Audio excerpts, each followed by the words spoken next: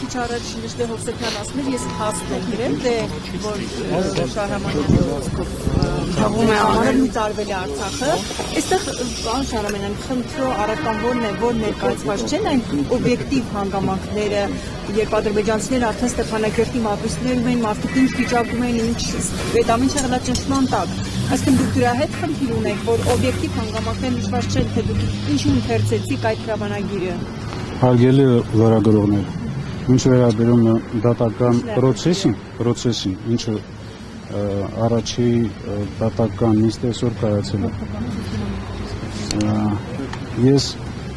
կանրադառնամ ձեր բոլոր հարցերին հաջորդ դատական նիստին, երբ ինձ հնարավորություն կտան, որպես վկա արձագանքելու,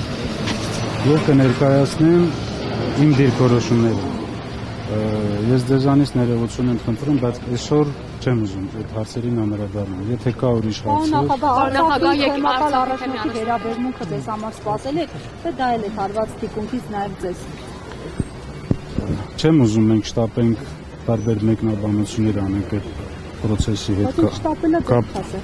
կապված։ Ամենացավալին այն է, որ մենք բոլորս ականատես ենք լինում գործող իշխանության եւ եկեղեցու միջև այդ հակադրությանը, իմ կարծիքով դա չպետք է հայնարանացվել եւ դա պետք է իրականացվել փակ դռների հետևում, պատշաճ կարգով, առանց լայն հաշվարկությանը ներգրավելու եւ չեմ ուզում մեկնաբանություններ տամ, մենք կսպասենք մինչեւ եւ եկեղեցու մեջ ներսում ինչ զարգացումներ կլինի, ինչ որոշումներ կլինեն եւ ըստ այդմ մեր դիրքորոշումը կհայտնի։ Շահրամանյան առաջնորդի հետ զրուցել եք այդ տեղի ունեցածից հետո կամ առաջ։ Այո, հաջորդ օրը ես իր հետ հանդիպել եմ, այո։ Ինչ եք զրուցել, ինչ եք մեկնաբանել, Ես ստացել եմ իր հիմնավորումները, ինձ մեկ հարց էր հետաքրքրում հիմնականում, արդյոք այդ հանդիպումը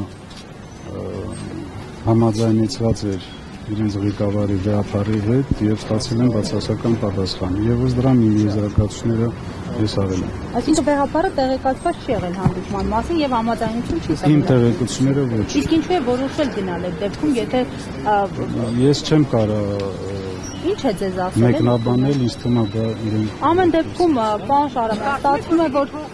ստացվում է, որ վեհապար Հայրապետը, որը Արցախի թեմը ամեն գնով պահեց,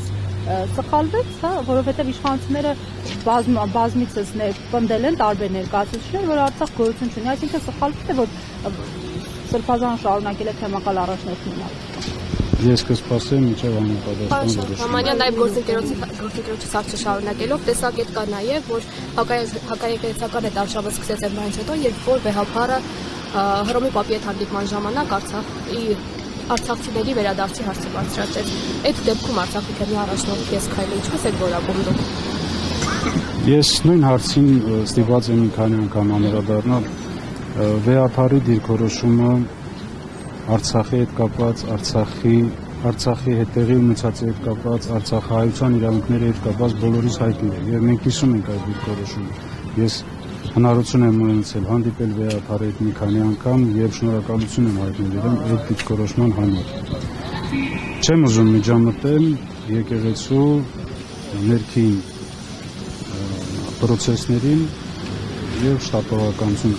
Պարոն Շահրամանյան անգամ հանդիպել պարոն Շահրամանյան վեհապարի հետ։ Կոնկրետ չեմ կարող ասում, բայց պարբերաբար մենք հանդիպում ենք։ Թե չեք ուզում անդրադառնալ դատական այս գործընթացին, բայց Հայաստանի պատմության դասագրքի հեղինակը ավելի վաղ կարծիք էր հայտնել, որ եթե հրամանագիր չեք ստորագրել, ապա հետո ինչու եք նոր հրամանագիր ստորագրել, որով չեղարկում եք Լեռնային Ղարաբաղի եւ պարոն Շահրամանյան, իշխանական ներկայացուցիչները, ՔՊԱ-ական պատգամավորները պարբերաբար հարց են բարձրացնում, թե այդ ինչպես ստացվեց, որ դու կարողացաք անվտանգ ձեր թիկնապահներով շրջապատված դուրս գալ Լեռնային Ղարաբաղից, բայց Արցախի նախկին քաղաքական ղեկավարությունը այդպես էլ չկարողացավ եւ գերեվար։ Հարգելի լրագրող, ինչ վերաբերում է ձեր հարցի առաջին մասին, ես անդրադարձել եմ եւ չեմ ուզում նորից կրկնել, մենք մի քանի անգամ հնարավորություն ենք ունեցել այդ Արցախի տեղեկատվական շտաբով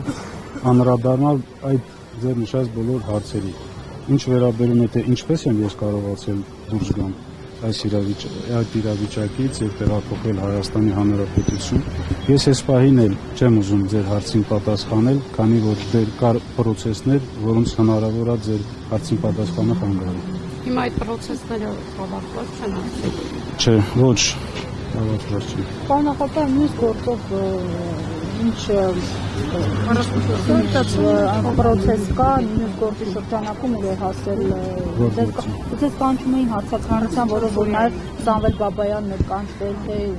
լսվել։ Ես այդ գործով հարցակրվել եմ որպես վկա եւ սպասենք հետագա զարգացումներին որոշումների։ Շնորհակալ եմ։ Նախորդին եղել է